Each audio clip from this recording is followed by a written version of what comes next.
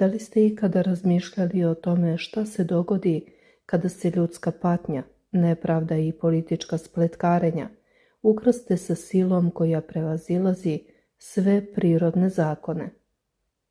Zašto milioni ljudi širom sveta u trenucima kada lekovi i ljudske reči otkazuju, gledaju ka jednoj specifičnoj slici i izgovaraju reči koje veruju da menjaju sudbinu? Danas, 25. jula, pravoslavni svet i srpski narod obeležavaju praznik ikone Presvete Bogorodice Trojeručice, najvažnije, najpoštovanije i po mnogima najčudotvornije svetinje u našoj istoriji. Ali ovo nije samo običan datum u kalendaru. Ali zašto ova ikona ima 3 ruke? Koja je tajna treće, srebrne ruke koja vekovima privlači pažnju vernika? Kako je jedna svetinja iz Sirije stigla do srpskog Hilandara? I zašto se u ovom manastiru ne govori o običnoj ikoni, već o duhovnoj zaštitnici i prema predanju samoj igumaniji Hilandara? Ostanite do kraja jer ćemo vam otkriti priču o svetom Jovanu Damaskinu, čoveku koji je branio poštovanje svetih ikona kada je to bilo opasno, o čudu koje se prema predanju dogodilo posle njegove molitve, ali i o običajima koje mnogi vernici poštuju upravo na ovaj dan. Pre nego što nastavimo dalje, napišite u komentarima da li ste se nekada molili pred ikonom Bogorodice Trojeručice, da li se ova svetinja nalazi u vašem domu i iz kog kraja nam se javljate. Podelite ovaj video sa onima kojima bi ova priča mogla doneti mir i utehu. Jer priča o Trojeručici nije samo priča o prošlosti, ovo je priča o veri, istrajnosti, zahvalnosti i nadi. I ne zaboravite da lajkujete. Prema crkvenom predanju ime Trojeručica nastalo je u 8. veku, u vreme kada su se vodile velike rasprave oko poštovanja ikona. Sveti Jovan Damaskin, tada poznati branilac ikona, našao se na meti optužbi. Prema predanju zbog lažne optužbe nepravedno je kažnjen i ostao bez desne ruke. U to burno vreme u Damasku, koji je tada bio pod arapskom vlašću, živeo je Jovan, obrazovani teolog, kasnije proglašen za sveca. On je bio najoštriji mač u borbi za odbranu ikona. Njegovi spisi, puni bogoslovske dubine, stizali su do Carigrada i nanosili nepopravljivu štetu ikonoborcima. Ali neprijatelji nisu mirovali. Prema predanju koje se prenosi s kolena na koleno, car Lav, očajan što ne može da ućutka Jovana, smislio je podmuklu zaveru. On je navodno nabavio uzorak rukopisa svetog Jovana i naredio svom kaligrafu da oponaše njegov rukopis. Zatim je sačinio lažno pismo u kome Jovan, tadašnji kalifa Damaska, nudi da mu se preda grad. Ova kleveta poput otrova stigla je do kalifa. Razjareni vladar, ne sumnjajući u prevaru, naredio je strašnu kaznu. Kažnjava se ruka koja je pisala.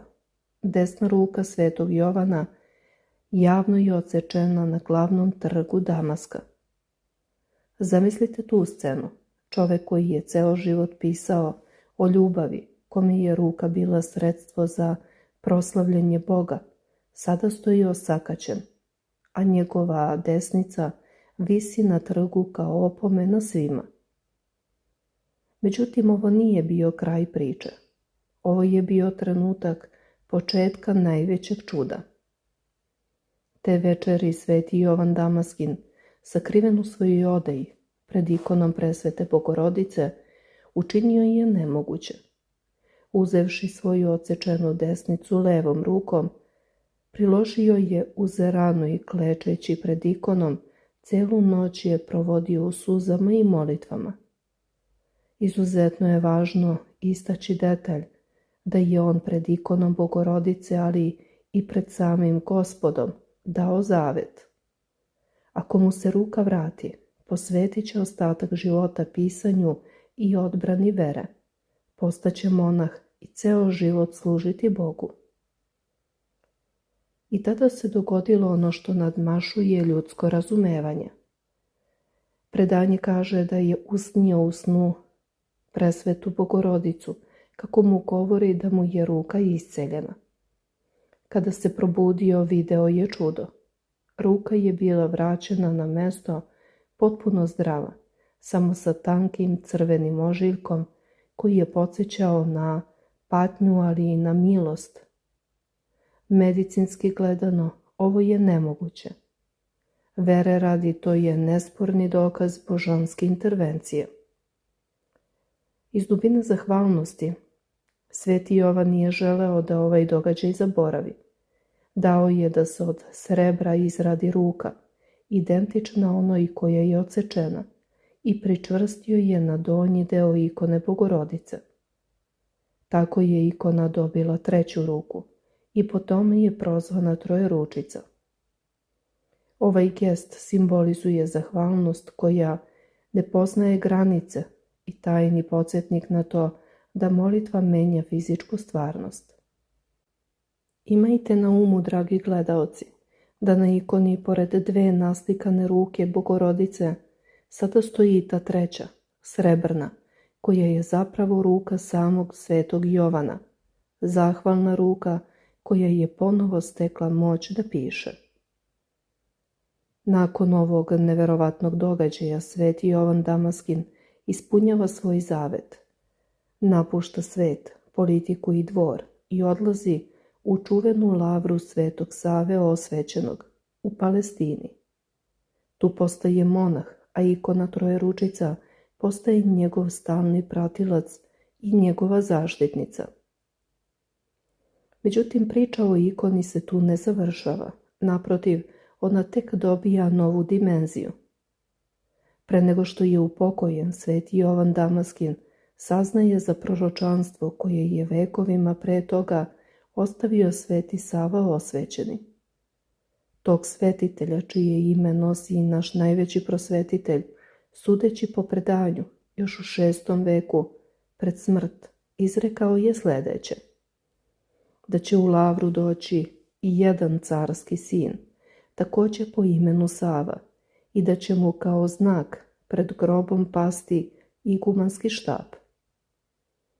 Tada treba dati tom Savi igumanski štap, ikonu Bogorodice Mlekopitateljnicu, a Sveti Jovan dodaje: i moju Trojeručicu.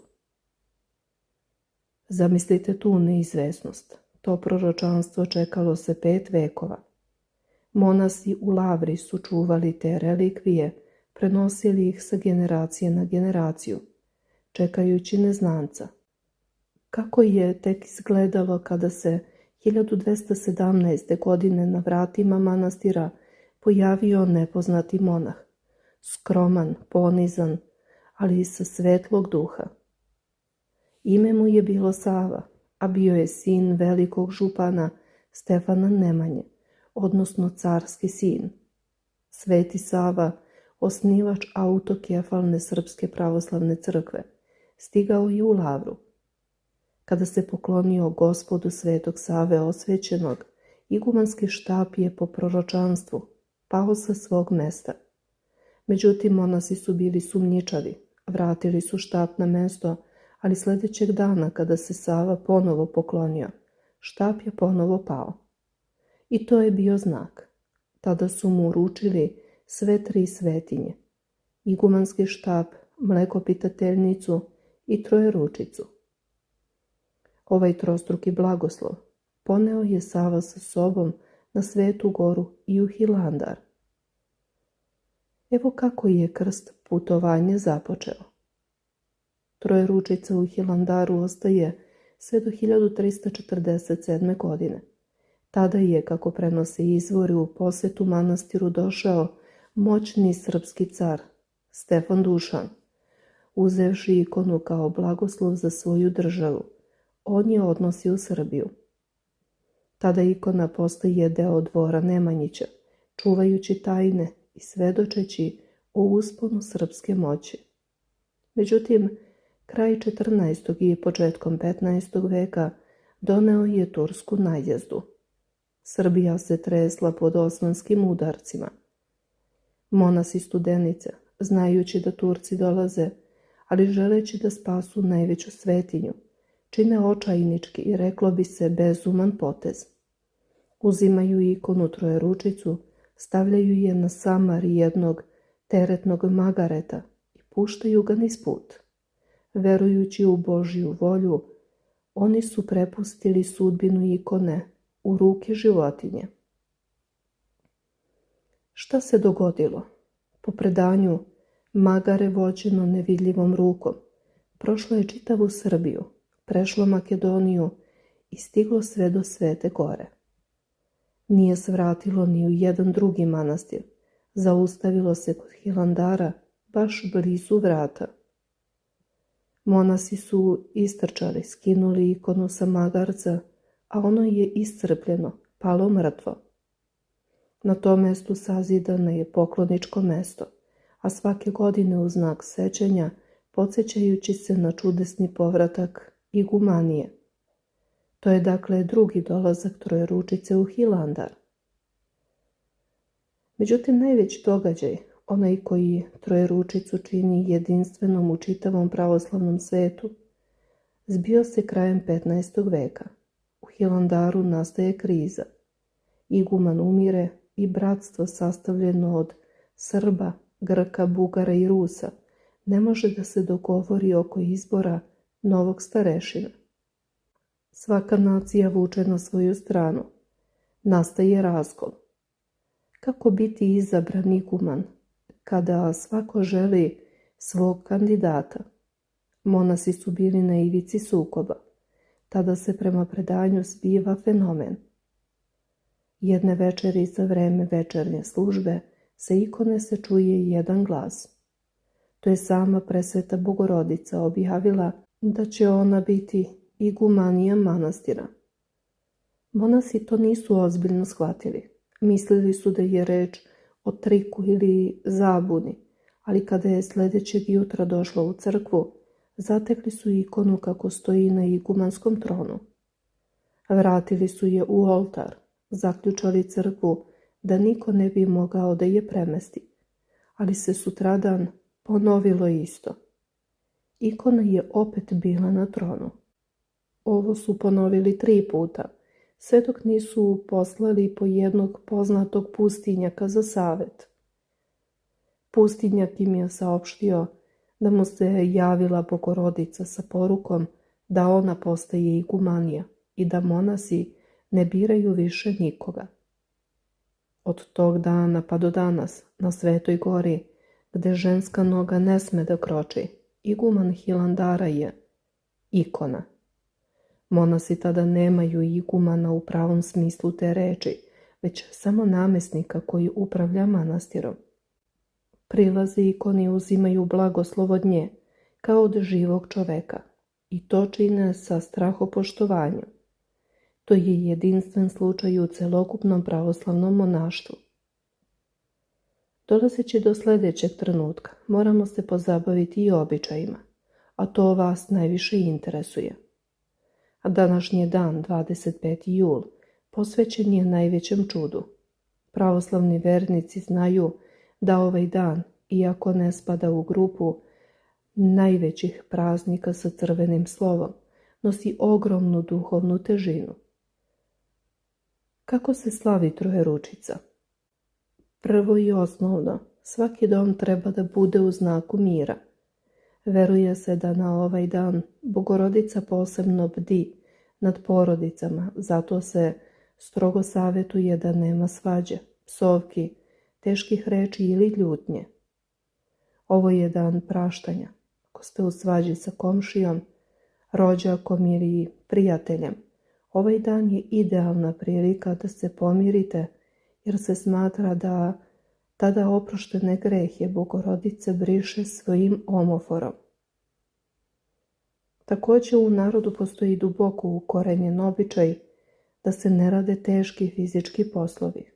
U istočnim i južnim krajevima Srbije starije generacije su se pridržavale pravila da se na ovaj dan ne kopa, ne pere veš, ne šije i ne obavljaju naporni radovi.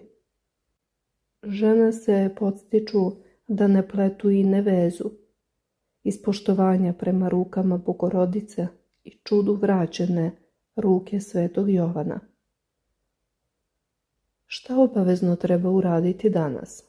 Pre svega, valja zapaliti kandilu ili sveću pred ikonom Presvete Bogorodice. Međutim, ne radi se samo o formalnosti. U trenutku kada plamen zaigra, vernici bi trebalo da se utišaju i izgovore molitvu za isceljenje, a posebno se veruje da ova ikona pomaže lekarima, hirurzima, umetnicima, muzičarima i zanatlijama. Svima koji rade rukama. Molitva upućena Trojeručici zaštitnu ruku smatra naročito delotvornom. Pored toga, poželjno je prisustvovati svetoj liturgiji ako imate priliku, ili bar kod kuće pročitati akatist Presvetoj Bogorodici. Manje poznat, gotovo zaboravljen običaj tiče se žena. Naime, u određenim krajevima smatralo se da žena koja želi da zaštiti svoju decu i dom treba da ovaj dan pomesi hleb i pripremi slavsko žito. Taj hleb se potom delio siromasima, kao dobro delo koje se vraća desetostruko. Ima tu i psihološkog momenta, čin davanja, čin milostinje na ovaj dan, sveti dan. Smatra se magičnim, da tako kažemo u duhovnom smislu, za privlačenje božanske milosti. Također postoji manje poznato verovanje da se na ovaj dan, ukoliko neko ima bolesnika u kući, posebno ako boluje od bolesti šaka, nogu ili otvorenih organa, treba izgovoriti molitvu i dodirnuti ikonu. U nekim selima je postojao običaj da se na ovaj dan osvećuje voda i da se ikona nosi u litiji oko njiva, kako bi se zaštitio rod od grada i suše. No šta se apsolutno ne sme raditi? Osim svađa, smatra se da se ne sme jesti meso. Ako ste u mogućnosti da postite, ali strogi post, nije obavezan jer ovaj praznik ne pada u sredu ili petak. Ali ono što je ključno, ne sme se biti tvrda srca.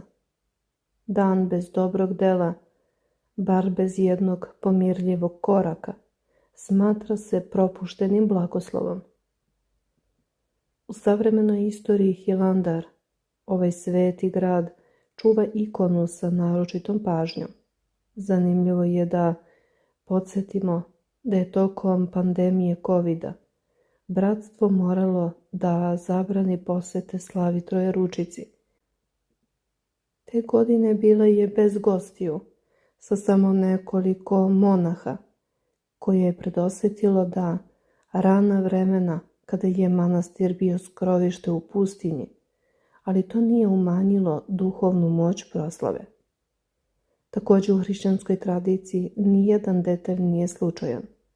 Na primjer, vredi se podsjetiti da se na liturgije, kada se proslavlja Trojeručica, pominju i sveštenomučenici Prokle i Ilarije, čije se svedočenje desilo u vreme Trajana.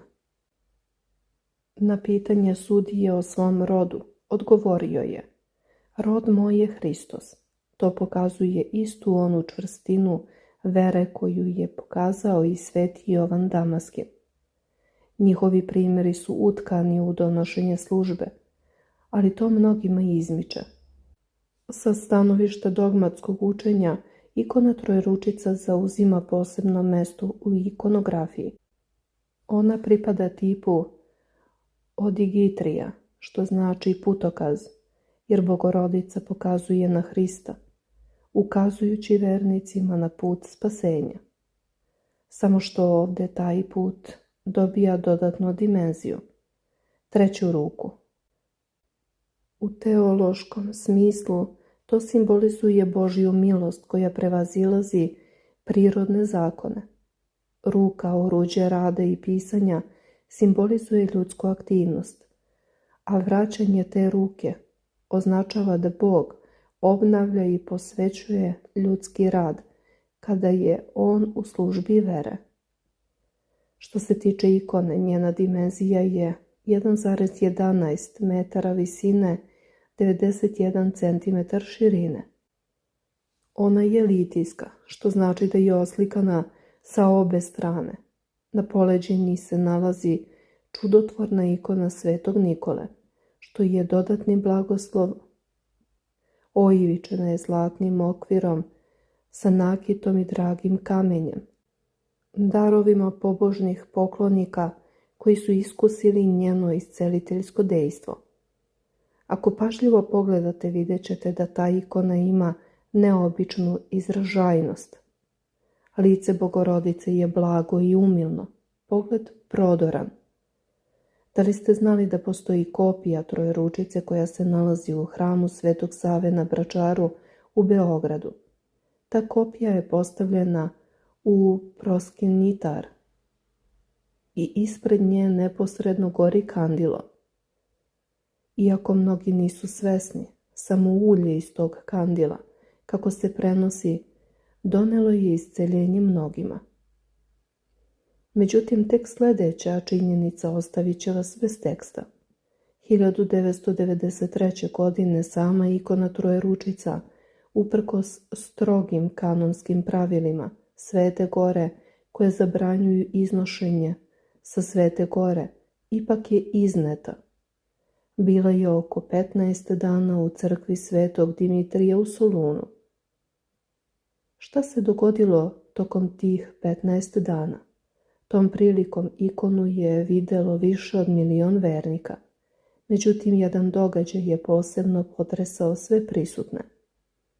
Kako su tada izvestili, čovjek koji je bio slep od rođenja, u svojoj 33. godini života progledao je nakon molitve pred ovom ikonom. To čudo, zabeleženo i posvedočeno, dodatno je učvrstilo status Trojeručice kao čudotvorne.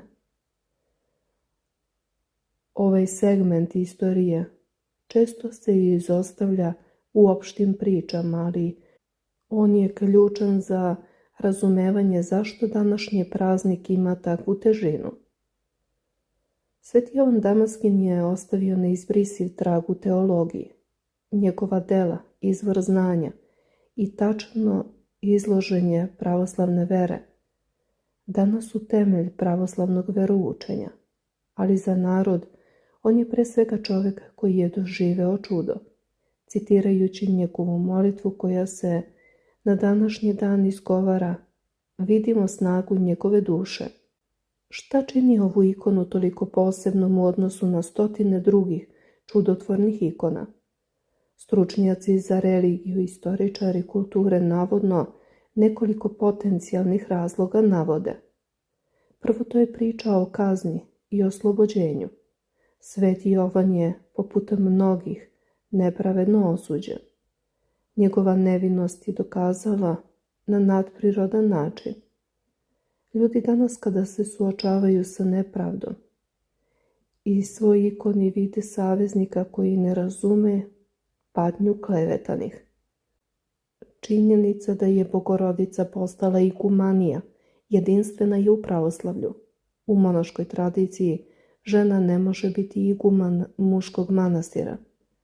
Ovdje je to prevaziđeno čudom, pokazujući da Bogorodica kao majka svih ima moć čak i nad strogim kanonima. Svaki put kada monasi priđu ikoni, oni to čine kao prestolonaslednici koji se klanjaju carici. Zamislite tu scenu. Nema autokrate, nema čoveka koji odlučuju, već je ikona ta koja daje blagoslov. Postoji detalj koji se tiče slavskog života. Iako mnogi vezuju slavsku ikonu za krsnu slavu, u narodu je postojalo verovanje da se posebno na Trojeručicu poštuje rodbina koja je daleko. Žene su po običaju uzimale malo žita, mesile ga i stavljale na ikonu. To žito se kasnije čuvalo kod kuće kao amajlija protiv zlih sila. Također je u pojedinim zapisima iz 19. veka pominje se da su u okolini Beograda na ovaj dan dečaci išli od kuće do kuće i pevali pesme o ruci Bogorodičinoj, a domaćini su ih darivali jajima, simbolom novog života. Ovi običaji su danas gotovo iščezli, ali predstavljaju bogatstvo kulturnog nasleđa. Ne zaboravite ni pesnika Ljubomira Simovića, koji je u svojoj poeziji ispevao 10 obraćanja Bogorodici Trojeručici, Hilandarskoj. Njegovi stihovi su dodatno učvrstili mesto ove ikone u savremenoj svesti, povezujući drevnu tradiciju sa modernim umetničkim izrazom. Kroz novu poeziju Trojeručica nije samo predmet obožavanja, već živa reč koja prodire u srž ljudske prirode. I na samom kraju, danas 25. jula, dok slušate ove reči, imajte priliku da učestvujete u ovom vekovnom ritualu. Bez obzira da li ste kod kuće ili u crkvi, možete da izgovorite molitvu za koju se veruje da je donosila spasenje i mir. Još jednom naglašavamo da ovaj dan treba posuti i već je učinjeno dobro delo, makar to bilo samo pismeno pomirenje sa nekim sa kime niste u govoru. Svaki detalj je važan. Zapalite sveću, pomesite hleb, nemojte psovati, pročitajte molitvu i verujte u čudo. Najvažnije od svega verovati, veruje se da vam se svaka iskrena molba pred ovom ikonom vraća desetostruko. Ovaj dan je posvećen da čak i kada vam se odseče ono što vam je najdraže, bilo to posao, zdravlje, ruka ili veza, postoji sila koja može da je vrati, jer kako svedoči ikona, čudo se dešava onima koji ne izgube veru ni u najcrnjem času. Ne dozvolite da vam bilo ko kaže da su samo ovo dvoje svedočili. Danas je dan presvete Bogorodice Trojeručice. Vi ste zavezani da budete deo te priče i nemojte da vam ovaj dan prođe kao bilo koji drugi, koristeći priliku da se pomire, zaustave se i razmisle o svojim delima u svojoj kući.